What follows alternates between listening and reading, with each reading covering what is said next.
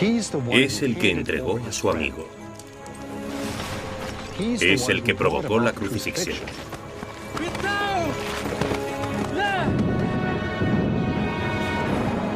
Y es el que siempre ha sido repudiado.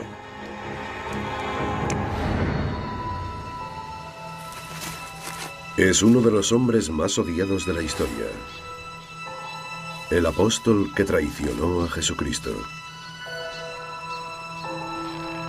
Durante siglos, su nombre ha sido sinónimo de engaño y traición.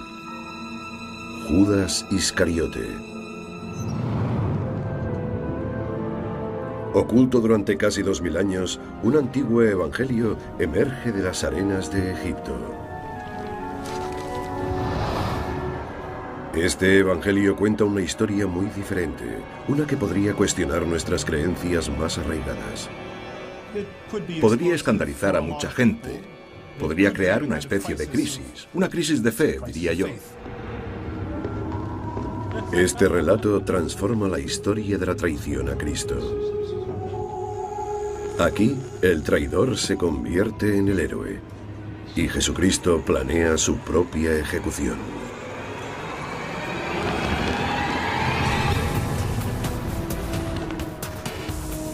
Un equipo de expertos se propone determinar qué dice y si es auténtico o falso. Algo imposible, increíble. ¿Cómo iba nadie a escribir un evangelio según Judas? Descubierto por casualidad, vendido 2 veces y robado una, la carrera por restaurar sus páginas antes de que se conviertan en polvo está en marcha. ¿Es el documento una antigua herejía que debería seguir en su tumba? ¿O un relato auténtico que cambiará nuestra forma de ver a Jesucristo?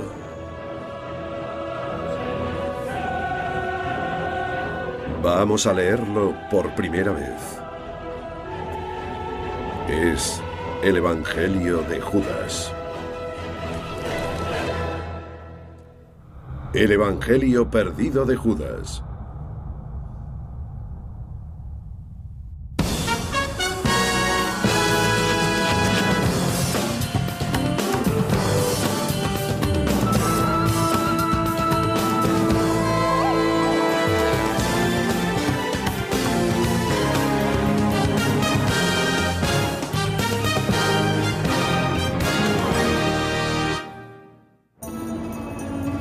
Existen numerosas historias sobre el hallazgo del Evangelio de Judas, pero la más fiable dice así. Egipto, 1978. A orillas del río Nilo, un campesino, que teóricamente buscaba un tesoro, se mete con cierto recelo en una cueva. En la antigüedad, sus cámaras se habían usado para enterrar a los muertos.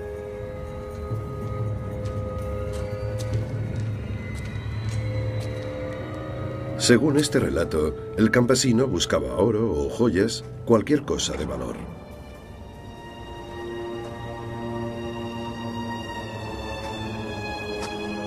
En lugar de eso, entre los huesos, descubre una caja de piedra.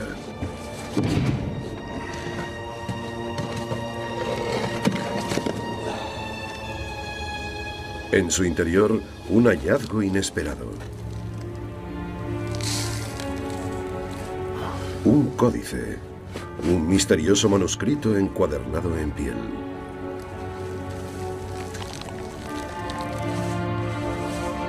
El campesino no es capaz de descifrar su arcaico texto, pero sabe que los libros antiguos se pagan bien en el mercado de antigüedades de El Cairo. Ignora que en sus manos tiene uno de los mayores descubrimientos de la arqueología bíblica. Un documento tachado de herejía 1800 años atrás.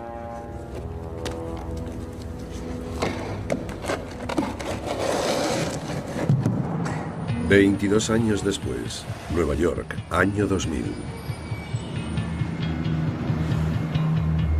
La anticuaria Frida Nasberga Chacos se dirige al aeropuerto JFK cuando recibe una sensacional noticia. Poco antes había comprado el mismo códice a un anticuario egipcio. Después lo había llevado a la Universidad de Yale para examinarlo detalladamente. Ahora, un experto deja caer la bomba. Estaba emocionadísimo. Y me dijo, Frida, es fantástico.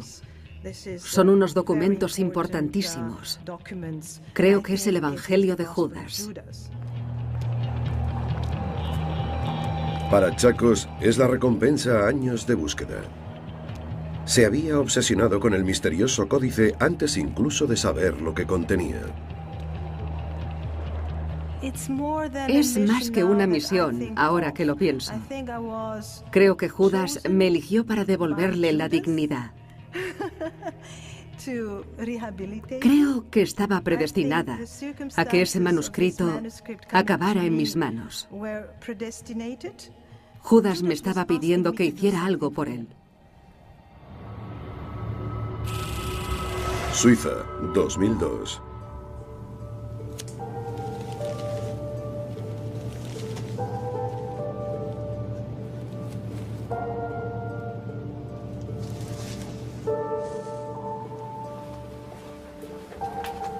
La prestigiosa restauradora de documentos, Florence Darbre, abre la caja que contiene el Evangelio de Judas por primera vez.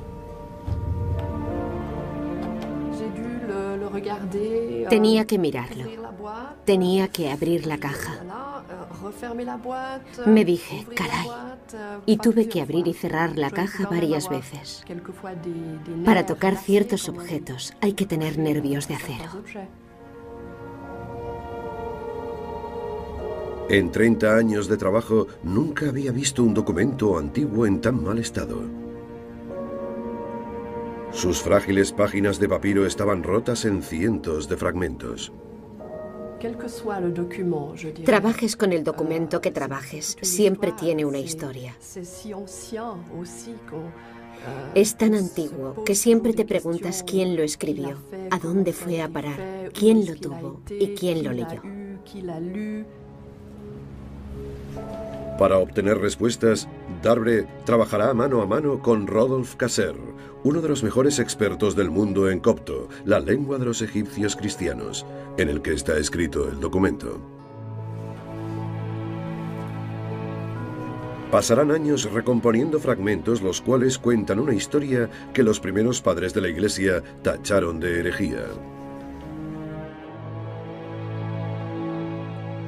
Pero incluso en esas condiciones hay una línea que destaca.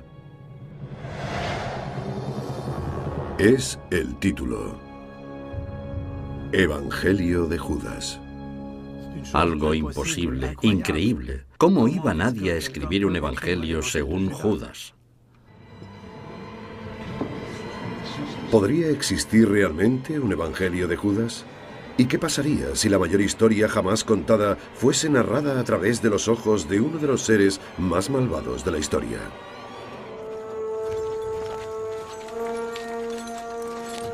¿Quién era Judas Iscariote? La Biblia nos dice que es el apóstol que traicionó a Jesucristo. Sin él, puede que la crucifixión nunca hubiera tenido lugar. Pero para ser alguien tan tristemente célebre, sabemos muy poco sobre él. Era uno de los 12 apóstoles. Puede que viniera de Judea, no de Galilea como Cristo y los demás. Pero si los detalles sobre su vida son confusos, su papel en la historia no deja lugar a dudas. En el infierno de Dante, Judas es condenado a los confines más profundos del Averno, donde es devorado, empezando por la cabeza por el mismísimo Lucifer. Una reputación que no tiene desperdicio. En general, hoy en día, la gente piensa en Judas básicamente como en el traidor de Cristo, alguien que traicionó la causa. A menudo lo ven como alguien codicioso y a quien le interesaba más el dinero que ser leal a su maestro. La propia palabra está mal vista. Creo que prácticamente en todo el mundo occidental nadie llamaría así ni a su perro. Y en Alemania, por ejemplo, es ilegal llamar a tu hijo Judas. Judas pudo haber sido el tesorero de los apóstoles. y algunos expertos afirman que era el discípulo en quien más confiaba Jesucristo, lo que haría su traición aún más despreciable. Es el que entregó a su amigo. Es el que provocó la crucifixión. Y el que siempre ha sido repudiado por ese motivo. Cristo y todos sus apóstoles eran judíos practicantes. Pero con el tiempo, los oscuros actos de Judas se convirtieron en excusa para odiar a todos los judíos. Tradicionalmente, en los círculos cristianos, siempre se ha asociado a Judas con los judíos, no solo por su nombre, sino también por las características que se convirtieron en estereotipos de los judíos durante la Edad Media. Desleales, avariciosos, traidores a Jesús, asesinos de Cristo. Y ese retrato de Judas también conduce, como era de esperar, a horrendos actos de antisemitismo a lo largo de los siglos. La pésima reputación de Judas se basa en solo 18 pasajes de los Evangelios. Judas Iscariote no aparece mucho en el Nuevo Testamento, y creo que es porque se le considera una vergüenza. Lo poco que se dice de él es muy siniestro. Se le describe en términos cada vez más despectivos, como el ladrón que roba de la caja del dinero, incluso como una persona influenciada por Satanás.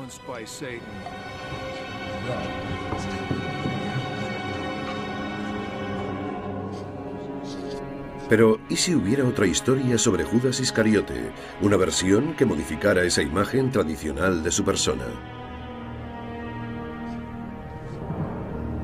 La historia nos confirma que la hay. Alrededor del año 180 después de Cristo, el obispo Irineo, uno de los primeros y más influyentes líderes de la Iglesia, escribió un mordaz ataque contra un libro que estaba en circulación. Su título, El Evangelio de Judas. Ese evangelio trataba de la relación entre Jesucristo y Judas, y daba a entender que en realidad Judas no traicionó a Jesús, sino que hizo lo que Jesús quería que hiciera, porque Judas era el único que conocía realmente la verdad, como Jesús quería que fuera comunicada. Pero esta versión de la historia de Judas fue condenada por Irineo y otros de los primeros líderes de la Iglesia. Al tacharla de herejía, la borraron drásticamente de la historia y nunca más se supo de ella. ¿O no?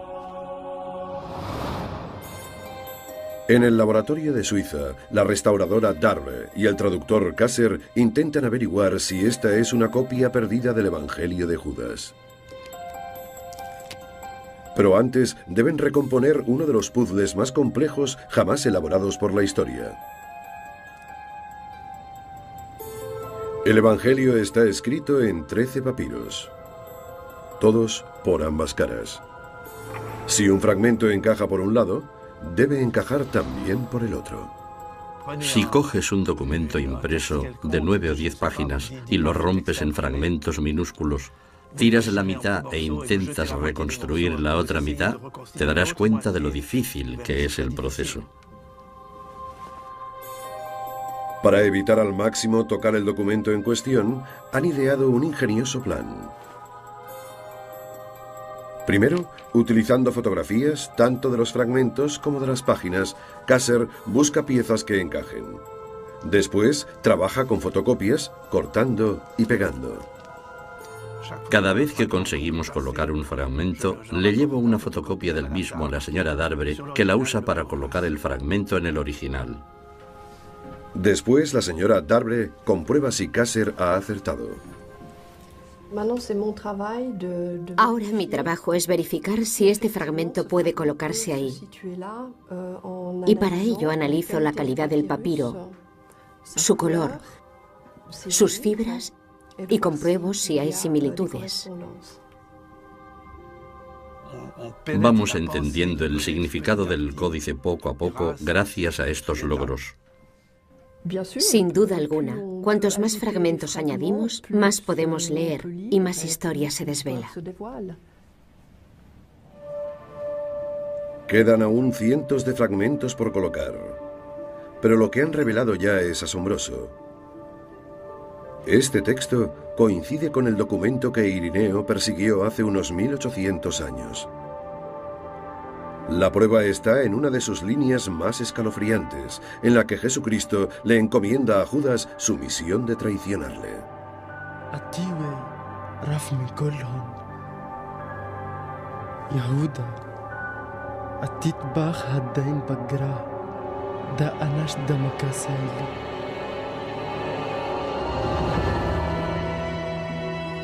Una investigación preliminar del Evangelio de Judas revela 3 datos indiscutibles. Primero, los estudiosos confirman que el papiro en el que está escrito el Evangelio es idéntico a otros documentos antiguos. Segundo, el título, escrito en copto, es el siguiente: Evangelio de Judas. Y tercero, lo que han visto hasta ahora coincide con el texto que el obispo Irineo denunció en el año 180 después de Cristo. Ahora estas primeras conclusiones deben ser corroboradas por la ciencia. Para demostrar que es un texto antiguo auténtico, la propietaria del Evangelio, la Fundación Mecenas en Basilea, con el apoyo de la National Geographic Society, reúne a un equipo de investigadores bíblicos para colaborar con el profesor Kasser. El doctor Stephen Emmel es un destacado experto en papiros antiguos y paleografía. El doctor Marvin Meyer es experto en copto y junto con Kasser redactará la traducción final. Y el doctor Timothy Yule es especialista en dataciones mediante el carbono 14. Cada experto usará su especialidad para reconstruir parte del puzzle y responder a la pregunta ¿es auténtico? Hay falsificaciones célebres que han empañado muchas carreras, como los conocidos diarios de Hitler, o el Osario de Santiago, una urna que, según decían, pertenecía al hermano de Jesucristo, pero que hoy en día se piensa que es un fraude. La reputación de estos especialistas está en juego. El experto en papiros, Stephen Emmel, es el primero en hablar. Lleva horas examinando el documento y cree que es imposible que sea una falsificación moderna. He visto cientos de papiros en copto a lo largo de mi carrera. Y desde luego, este es un ejemplo típico de manuscrito antiguo en copto. Estoy totalmente convencido. El número de personas que podrían crear un texto así es muy reducido. ¿Cuántas dirías? ¿Unas 25? No, no tantas. Yo diría 4 o 5. 4 o 5. Nosotros somos 2 de ellas.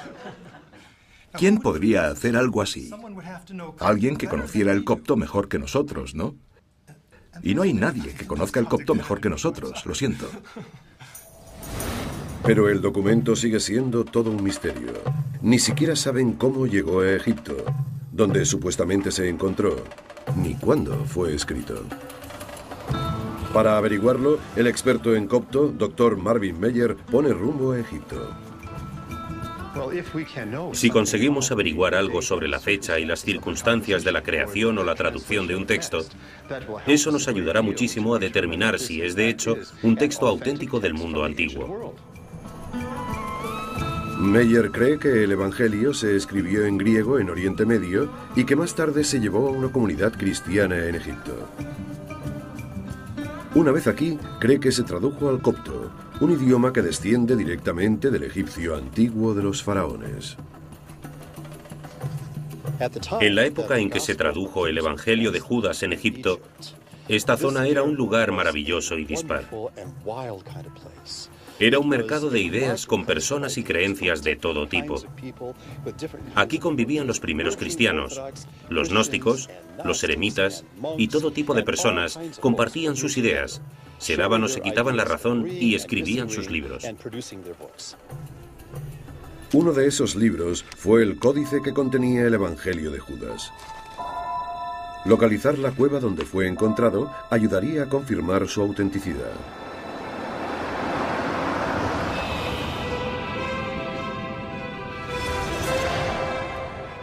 Meyer se dirige al sur, siguiendo el Nilo, a la zona donde, según dicen, se encontró el códice.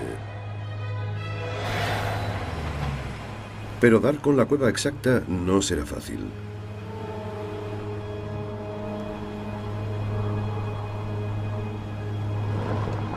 Si Meyer pudiera hablar con el hombre que le compró el códice al campesino que lo encontró, le sería de gran ayuda. Los investigadores han intentado localizarlo, pero ese hombre no quería que lo encontraran.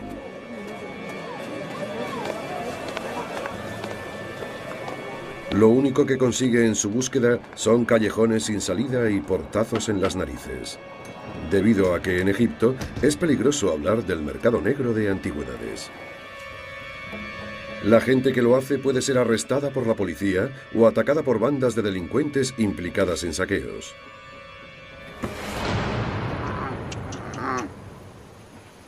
Sin el testigo presencial, Meyer tiene que fiarse de la historia más creíble del hallazgo del códice,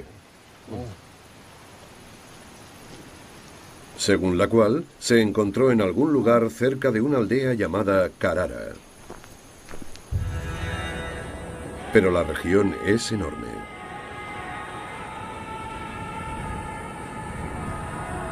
Con el fin de acotar un poco la búsqueda, se reúne con arqueólogos del Consejo Supremo de Antigüedades de Egipto. Los funcionarios guían a Meyer por el desierto, hacia un conjunto de cuevas de las que solo han oído hablar. Tras 2 horas al sol, llegan a una inmensa llanura salpicada de cuevas.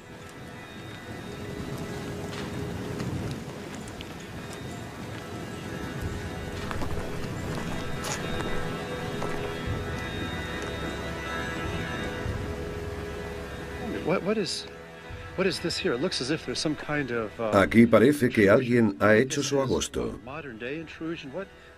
Saqueadores. Parece que alguien ha profanado las tumbas. Hay huesos esparcidos. Pero eso no es todo. Los objetos coptos que hay por todas partes le dicen a Meyer que este podría ser el lugar.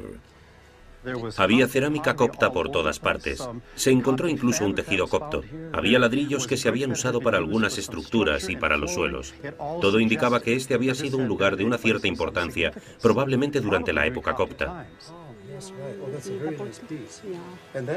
Los fragmentos de cerámica más modernos hallados aquí datan del siglo X después de Cristo y los más antiguos del siglo III.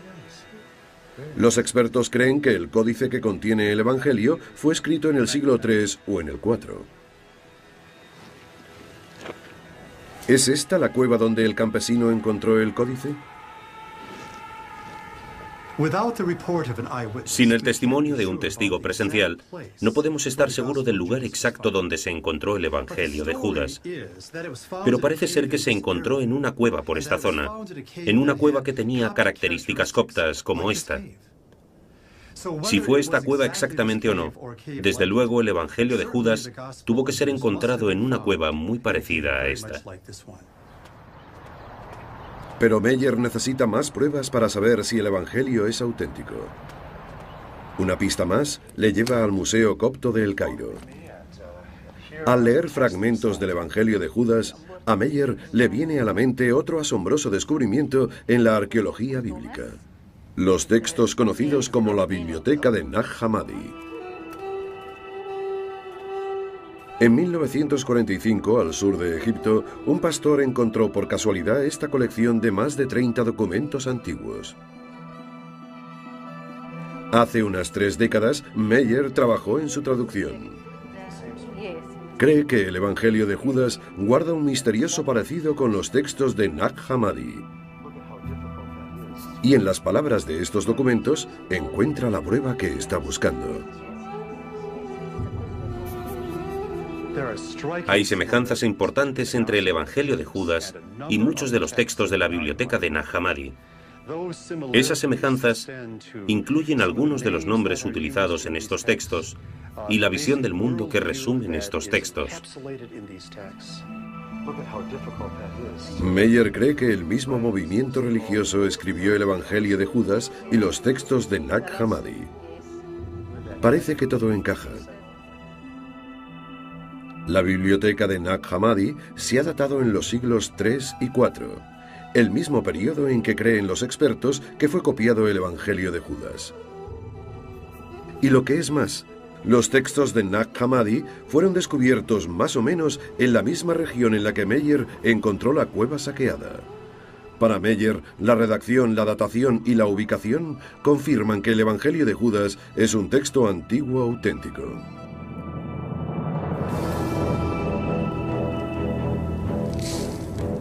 En cuanto al códice que contiene el Evangelio, el día en que salió de su tumba dio comienzo un estrambótico viaje.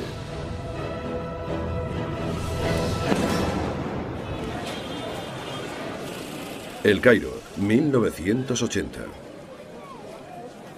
El campesino que encontró el códice que contenía el Evangelio de Judas lo vendió en el mercado de antigüedades de Egipto. Es difícil determinar con exactitud lo que pasó después, pero una versión muy probable es la siguiente. El nuevo propietario del documento, un anticuario egipcio, muestra su colección de objetos de arte antiguo a una potencial compradora.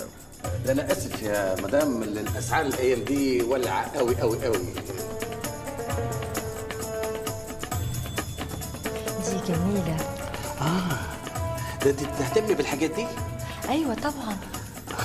ده أنا عندي حاجات أجمل وأجمل. هجيبها لك دلوقتي.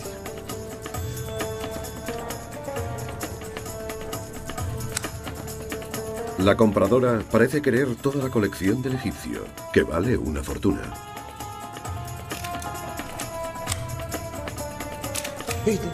لا ده مفيش حاجة، باخد شوية صور. خليك كده حلو قوي كده. كده؟ جميل. التانية كمان؟ كده؟ حلو قوي. طب في واحدة تانية كمان كده. مين يهتم بالحاجات دي؟ ده واحد خواجة أجنبي. La mujer explica que representa a un comprador con un buen bolsillo, pero miente. En realidad está examinando cuidadosamente el piso y la colección y planeando un robo. Cuando se hace de noche, armada con todo un inventario de los tesoros del egipcio, vuelve para llevarse varias cosas.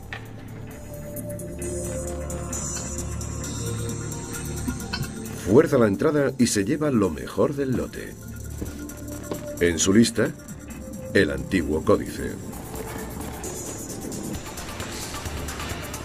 Sorprendentemente, cuando este se esfuma en el inframundo de las antigüedades, nadie sabe que tiene un valor incalculable. Que en su interior hay un evangelio perdido y una versión de la traición de Cristo que nadie ha oído durante casi 1800 años.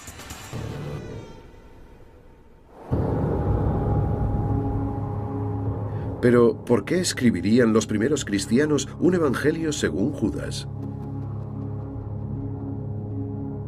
Jerusalén, alrededor del año 100 después de Cristo. En el siglo posterior a la muerte de Cristo, la ciudad gobernada por los romanos es un lugar de intensa actividad religiosa. El judaísmo, los cultos romanos y los grupos cristianos compiten por conseguir adeptos. Pero una religión está a punto de destacarse de las demás: el cristianismo. Este periodo inicial del cristianismo no fue como cree la mayoría de la gente. No había una Biblia canónica. En su lugar, distintas versiones de la historia de Cristo pasaban de un cristiano a otro. Al final, los relatos acabaron siendo escritos en los evangelios, pero eso no ocurrió hasta entre 30 y 60 años después de la muerte de Jesucristo. Y hoy en día, casi todos los estudiosos creen que Mateo, Marcos, Lucas y Juan murieron mucho antes de que se escribieran sus evangelios.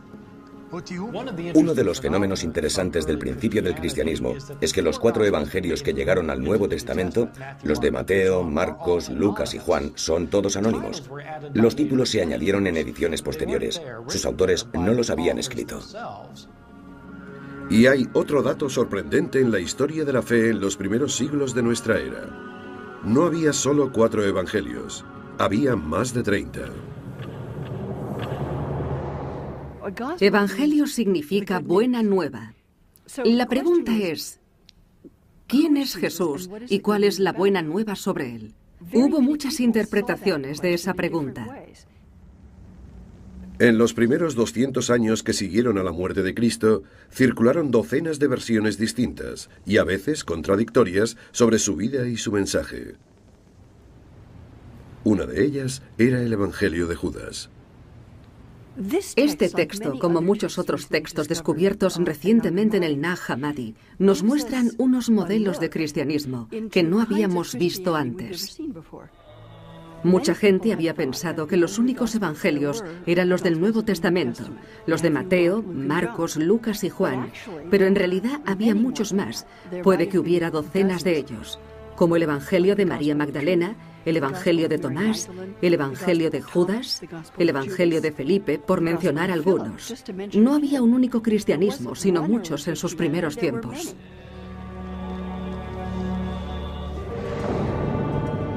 Una fe o muchas. El cristianismo se expandió rápidamente. De Jerusalén a Asia Menor y Egipto, Roma y el norte de África. Todavía no había iglesias. En su lugar, los adeptos se reunían en casas privadas donde algunos escuchaban evangelios según personas cuyos nombres sorprenderían a muchos practicantes de hoy en día. Algunos leían a Felipe, otros a Tomás, otros leían el Evangelio según María Magdalena, otros los de Mateo, Marcos, Lucas o Juan. A algunos de los primeros cristianos se les llama ahora gnósticos, o la gente que sabe. Los gnósticos eran místicos, es decir, eran personas que sentían que podían tener cierto acceso directo a Dios. La palabra gnóstico procede del término griego gnosis, que significa conocimiento, pero esa clase de conocimiento no es la sabiduría del día a día ni lo que se aprende en los libros. Es perspicacia, es intuición, es esa capacidad de saber algo sobre ti mismo, de saber que tienes una chispa divina en tu interior y de reconocer que el Dios al que te refieres, el Dios que hay fuera, es el mismo que esa chispa divina de tu interior. Y muchos de los gnósticos eran cristianos. Los gnósticos son los que escribieron la mayor parte de los textos conocidos como la Biblioteca de Nag Hammadi. Sus relatos sobre Cristo son mucho más abstractos y filosóficos que los del Nuevo Testamento. Uno de los favoritos era el Evangelio según Tomás.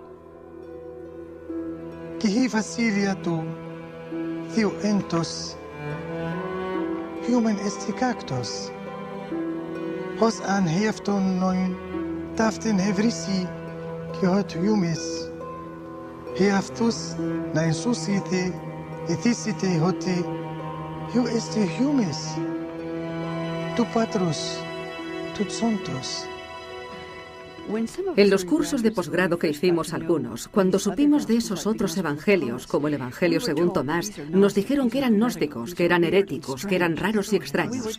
Nos dijeron que eran gnósticos, significa personas que estaban básicamente equivocadas. Y eso es como hablar de comunistas en Estados Unidos en los años 40 y 50. Es una forma de excluirlos. Pero los gnósticos no se llamaban a sí mismos así, se llamaban cristianos. Los primeros padres de la Iglesia lucharon contra los gnósticos. Una de las dificultades que planteaban los gnósticos para los miembros de la recién fundada Iglesia cristiana era el hecho de que no necesitaran el consejo ni el control ni el discernimiento de sacerdotes y obispos. Ese discernimiento estaba en su interior y eso preocupaba a los líderes de la Iglesia. Y eso no era todo lo que irritaba a los líderes de la Iglesia. Los gnósticos también predicaban que el cuerpo era una prisión para el Espíritu Divino que lo habitaba. Para ellos, la muerte de Jesucristo era algo bueno, y Judas un héroe por ayudar a liberar el Espíritu de Cristo. De hecho, esa es una de las razones por la que los expertos creen que el Evangelio de Judas fue escrito por los gnósticos. El Evangelio de Judas convierte el acto de la traición en un acto de obediencia. El sacrificio del cuerpo de Jesús se convierte, de hecho, en salvación. Y por esa razón, Judas es visto como el héroe, y los demás apóstoles acaban envidiosos y resentidos.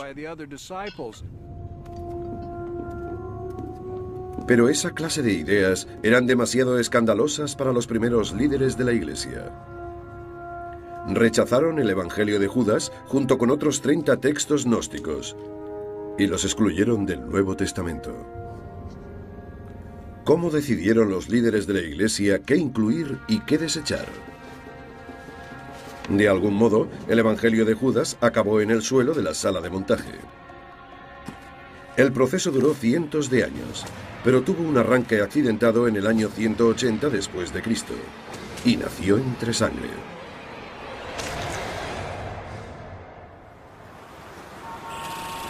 Suiza, 1983. Asombrosamente, después de que se lo robaran, el anticuario egipcio recuperó el códice que contenía el Evangelio de Judas. En 1983 reaparece con él en Ginebra. Ahora ha invitado a 3 expertos, cada uno de una universidad norteamericana, a pujar por el códice y otros documentos antiguos.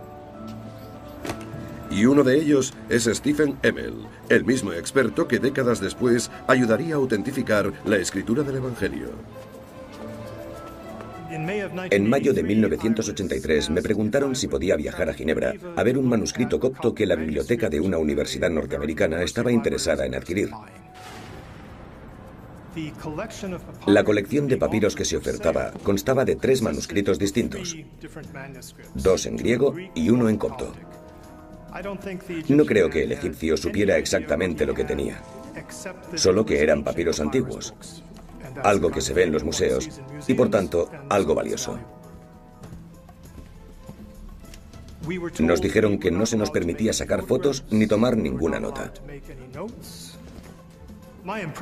Me dio la impresión de que lo que el egipcio esperaba era que abriéramos las cajas, viéramos que efectivamente contenían papiros, las cerrásemos, le entregáramos el dinero que nos pidiera y nos marchásemos con ellas. Me figuré que aquellos manuscritos se habían sacado de Egipto de forma ilegal. No lo sabía con seguridad, pero tenía la sensación de que era una reunión clandestina, ilegal. Emmel ve de inmediato que es un códice de valor incalculable. Lo que vi fue la parte superior de un códice de papiro muy parecido a uno de los códices del Nag Hammadi. En relativo buen estado, añadiría. Estaba escrito con una caligrafía copta muy buena, de fácil lectura. Lo hojeé y por casualidad reconocí un diálogo entre Jesucristo y sus discípulos. Y el nombre de Judas en concreto aparecía una y otra vez. Judas dijo, etcétera, etcétera, etcétera. El Señor dijo, bla, bla, bla.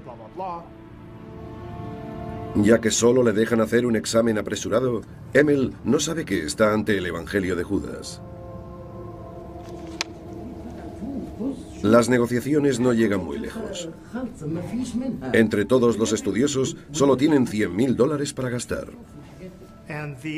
Y nos estaba pidiendo $3 millones. Una suma tremendamente mayor de la que podríamos llegar a reunir entre todos. Creo que el egipcio se llevó una gran decepción. Creo que pensó que le mentíamos cuando le dijimos que no teníamos tanto dinero.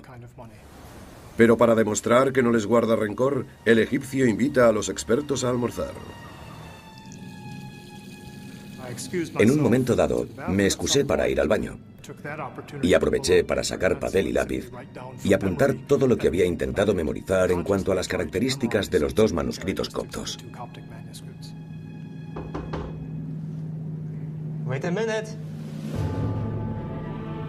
En su informe, Emmel hace una seria advertencia sobre el futuro del códice.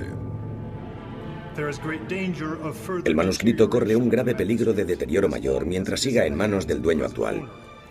Esta pieza única debe ser puesta lo antes posible en manos de una biblioteca o un museo donde pueda ser restaurada, exhibida y conservada.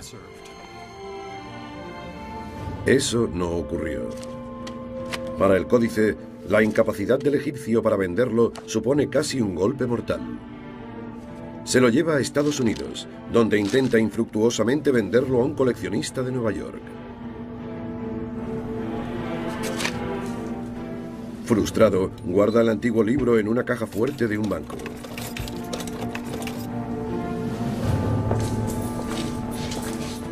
Por increíble que parezca, el códice permanecerá casi 16 años en una caja de seguridad en Hicksville, Nueva York, resecándose, desintegrándose y reduciéndose a polvo. Lyon, año 180 después de Cristo. Un influyente obispo llamado Ireneo está a punto de ayudar a clarificar el mensaje cristiano rechazando la mayoría de los evangelios. En aquella época circulan más de 30 entre las comunidades cristianas. Ireneo sostiene que solo debería haber 4, los de Mateo, Marcos, Lucas y Juan. Hay 4 evangelios, y solo 4. 4 como los puntos cardinales. 4 como las principales direcciones del viento. La Iglesia extendida por el mundo tiene en los evangelios 4 pilares. Cristo está en el centro de ellos. Sus argumentos no tienen ninguna lógica para casi nadie hoy en día. Ireneo sostenía que ya que la Tierra tenía 4 esquinas y 4 eran los vientos celestiales, tenía que haber 4 evangelios, que eran los de Mateo, Marcos, Lucas y Juan. Ireneo está preocupado por algo más que los 4 vientos. El cristianismo es una religión ilegal y los fieles lo están pagando con sus vidas. Los romanos martirizan a los cristianos por negarse a sacrificar animales ante los dioses romanos. Ireneo lucha por sobrevivir contra los romanos, que someten a la iglesia cristiana a una dura persecución. En algunos casos arrestan a los cristianos y les torturan. Hay casos en los que se producen auténticas masacres. Entre las obligaciones de los gobernadores romanos estaba la de divertir al pueblo.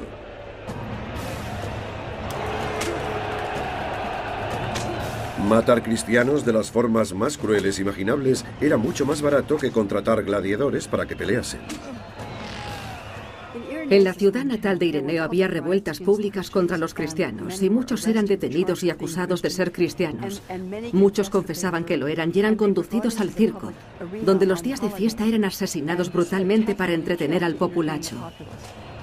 En la masacre de Lyon del año 177, los romanos mataron a 100 cristianos. Algunos conservaron la fe hasta el final.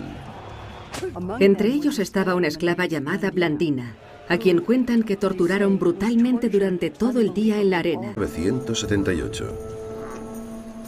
A orillas del río Nilo, un campesino, que teóricamente buscaba un tesoro, se mete con cierto recelo en una cueva. En la antigüedad, sus cámaras se habían usado para enterrar a los muertos.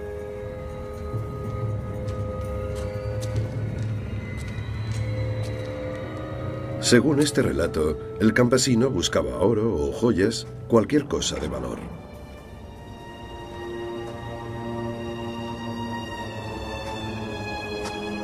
En lugar de eso, entre los huesos, descubre una caja de piedra.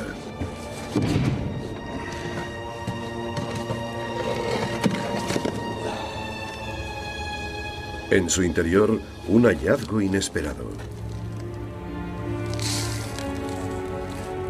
Un códice, un misterioso manuscrito encuadernado en piel.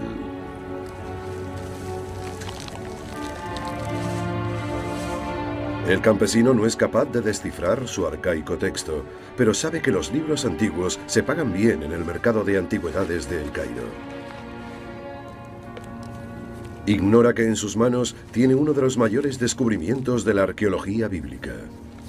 Un documento tachado de herejía 1800 años atrás.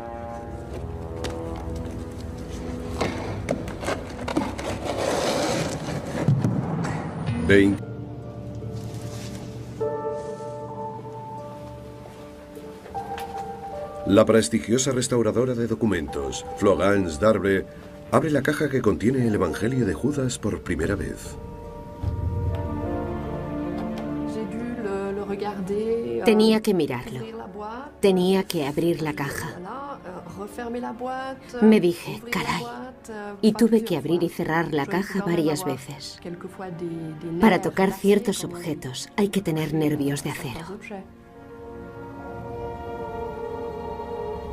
En 30 años de trabajo, nunca había visto un documento antiguo en tan mal estado. Sus frágiles páginas de papiro estaban rotas en cientos de fragmentos. Trabajes con el documento que trabajes, siempre tiene una historia. Es tan antiguo que siempre te preguntas quién lo escribió, a dónde fue a parar, quién lo tuvo y quién lo leyó. Para obtener respuestas, Darbre trabajará mano a mano con Rodolphe Casser, uno de los mejores expertos del mundo en copto, la lengua de los egipcios cristianos, en el que está escrito el documento. Pasarán años recomponiendo fragmentos los cuales cuentan una historia que los primeros padres de la Iglesia tacharon de herejía. Dice, ¿y si es auténtico o falso? Algo imposible, increíble. ¿Cómo iba nadie a escribir un evangelio según Judas? Descubierto por casualidad, vendido 2 veces y robado una, la carrera por restaurar sus páginas antes de que se conviertan en polvo está en marcha. ¿Es el documento una antigua herejía que debería seguir en su tumba? ¿O un relato auténtico que cambiará nuestra forma de ver a Jesucristo?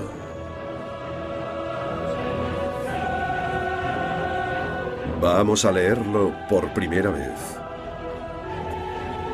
Es el Evangelio de Judas. El Evangelio perdido de Judas.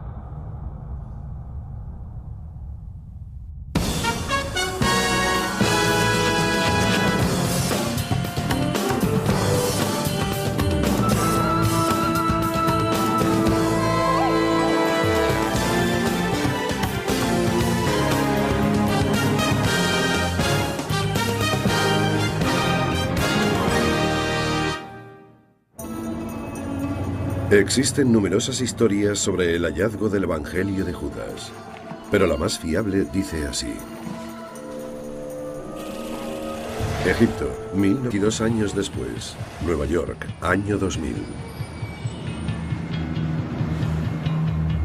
La anticuaria Frida Nasberga Chacos se dirige al aeropuerto JFK cuando recibe una sensacional noticia. Poco antes había comprado el mismo códice a un anticuario egipcio. Después lo había llevado a la Universidad de Yale para examinarlo detalladamente. Ahora, un experto deja caer la bomba. Estaba emocionadísimo. Y me dijo, Frida, es fantástico. Son unos documentos importantísimos. Creo que es el Evangelio de Judas. Para Chacos es la recompensa a años de búsqueda. Se había obsesionado con el misterioso códice antes incluso de saber lo que contenía. Es más que una misión, ahora que lo pienso. Creo que Judas me eligió para devolverle la dignidad. Creo que estaba predestinada a que ese manuscrito acabara en mis manos. Judas me estaba pidiendo que hiciera algo por él. Suiza, 2002.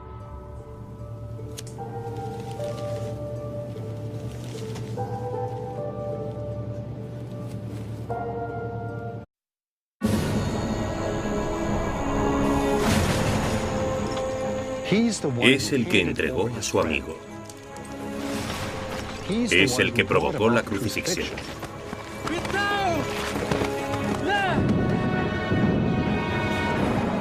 Y es el que siempre ha sido repudiado.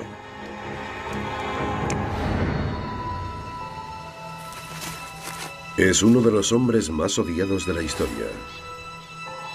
El apóstol que traicionó a Jesucristo. Durante siglos, su nombre ha sido sinónimo de engaño y traición. Judas Iscariote. Oculto durante casi 2000 años, un antiguo evangelio emerge de las arenas de Egipto. Este evangelio cuenta una historia muy diferente, una que podría cuestionar nuestras creencias más arraigadas. Podría escandalizar a mucha gente. Podría crear una especie de crisis. Una crisis de fe, diría yo. Este relato transforma la historia de la traición a Cristo. Aquí, el traidor se convierte en el héroe y Jesucristo planea su propia ejecución.